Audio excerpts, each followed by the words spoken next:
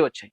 దీంట్లో life style disorders అంటే ఒక 14 రకాలైన జబ్బుల్ని మనము ముందుగానే గమనిస్తే hyper tension, dyslipidaemia, డయాబెటిసు, immobility, obesity ఇలా ఈ రకమైన జంక్ ఫుడ్ ఎక్కువగా వాడడము, ఫుడ్ హ్యాబిట్స్‌లో ఇలా 14 రకాలైన కండిషన్స్ మనం గుర్తించి ప్రివెన్షన్ చేయగలిగితే, హార్ట్ సమస్యలు మనం ఎలా ప్రివెన్షన్ చేయగలుగుతామో, ఇలా ఈ డిమెన్షియాస్ జబ్బులను కూడా మనం ప్రివెన్షన్ చేయవచ్చు. సో, ఎప్పుడైనా సరే ఒక పెద్ద ఎత్తున అంటే మన ఇండియాలో దాదాపు చెప్పాలంటే, దాదాపుగా ఒక 8 మిలియన్స్ అంటే 80 లక్షల మంది పైగా 60 సంవత్సరాల తరబడి ఏజ్‌లో ఉన్న వాళ్ళలో ఈ డిమెన్షియా జబ్బుల్లో బాధపడుతూ ఉన్నారు.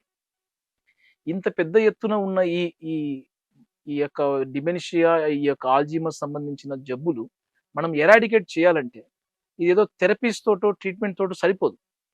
దీనికి ఒకటే ఒక మార్గం. దీన్ని మనము రిస్క్ ఫ్యాక్టర్‌ని తగ్గించుకోవడము, లేకుంటే ముందుగానే గమనించేసి ఒక ప్రివెన్షన్ చేయడమే చాలా ఇంపార్టెంట్.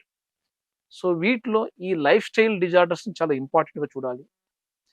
వచ్చిన వాళ్ళతోటి మనము కేర్‌ఫుల్‌గా ఎలా మనము వాళ్ళ జాగ్రత్తలు తీసుకోవాలి. అంటే మెడిసిన్ ప్రకారంగా చెప్పాలంటే, అధునాతమైన వైద్య విధానంలో ఇప్పటిదాకా ఒక 3, 4 మెడిసిన్స్ మాత్రమే ఈ డిమెన్షియా జబ్బుల్ని బాగా అరికట్టొచ్చు మనం చెప్పొచ్చు. అంటే డెవలప్ అయితున్న స్టేజ్‌ని అరెస్ట్ చేయొచ్చు. అంతే తప్ప రివర్స్ చేయడం కష్టం. అంటే క్యూర్ లేదు దీనికి. ఇది ఎంతసేపు ఉన్న జబ్బుల్ని ఆ స్టేజ్‌కి అరికట్టడము, ఉన్న లైఫ్ స్టైల్‌ని కాస్త పెంచడము, ఇలా చేయడం ఇంపార్టెంట్. ఈ మెడిసిన్స్‌తో కాకుండా, మెడికల్‌తో కాకుండా నాన్ మెడికల్ ఫార్మ్‌లో కూడా మనం సపోర్టివ్ థెరపీ ఇవ్వాలి. అంటే మరీ ముఖ్యంగా వీళ్ళకు మాట్లాడే భాష చాలా సరళంగా ఉండాలి. ప్రశాంతంగా చెప్పగలగాలి. కన్‌ఫ్యూజన్ అయ్యే రకంగా మన లైఫ్ స్టైల్‌ని, మన రొటీన్ ఎన్విరాన్మెంట్ ఉండకుండా క్లారిటీగా అంటే ఎక్కడ వస్తువులు ఎక్కడున్నాయి, ఒక విజువల్ రిమైండర్స్ లాగా చేయడం చాలా ఇంపార్టెంట్.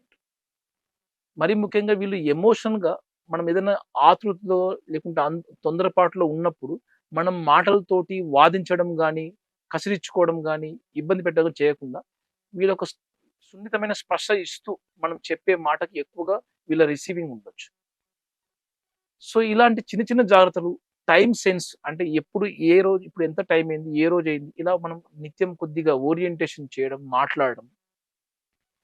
వీళ్ళకు కూడా కొద్దిగా ప్రశాంతమైన టైం కొద్దిగా డే ఒక త్రూఅవుట్ ద డేలో ఒక 1 అవర్, 2 అవర్స్ వాళ్ళ ప్రశాంతత, ఏకాంతకు కూడా మనం టైం కేటాయించడం. ఎక్కువ సౌండ్ వినిపించకుండా తక్కువగా సౌండ్‌లు మనం ఎక్కువగా ఇవ్వడము. ఇలాంటివి చేయడం చేసి వీళ్ళు కూడా ప్రశాంతంగా వీళ్ళు చాలా తక్కువ కన్‌ఫ్యూజన్‌తో డేని గడపడం స్టార్ట్ అవుతుంది. ఎప్పుడైతే మతిమరుపు సమస్య